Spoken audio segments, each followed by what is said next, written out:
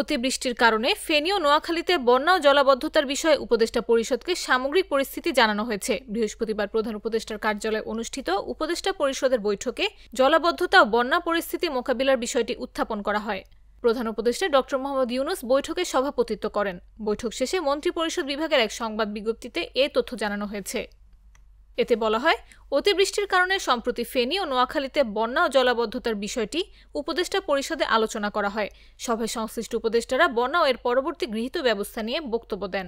উপদেষ্টা পরিষদ বৈঠকে পানি সম্পদ মন্ত্রণালয় থেকে মুসাপুর রেগুলেটর ও বামনী ক্লোজারের নকশা চূড়ান্তকরণ, ফেনীতে স্থায়ী বাঁধ নির্মাণ প্রকল্প চূড়ান্তকরণ ও নোয়াখালীর খাল ও ড্রেনেজ অবমুক্ত করার প্রয়োজনীয়তা বিষয়ে উপদেষ্টা মণ্ডলীকে জানানো হয়।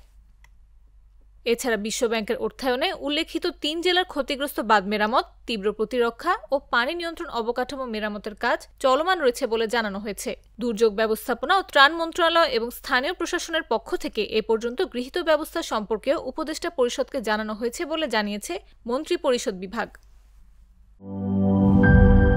একনল সোপ, দেশের নম্বর 1 হালাল অ্যান্টিব্যাকটেরিয়াল সোপ, ন্যাচারাল ব্যাকটেরিয়ালাইসিসের সুরক্ষায় ফ্রেশ ও অ্যাক্টিভ সবসময়।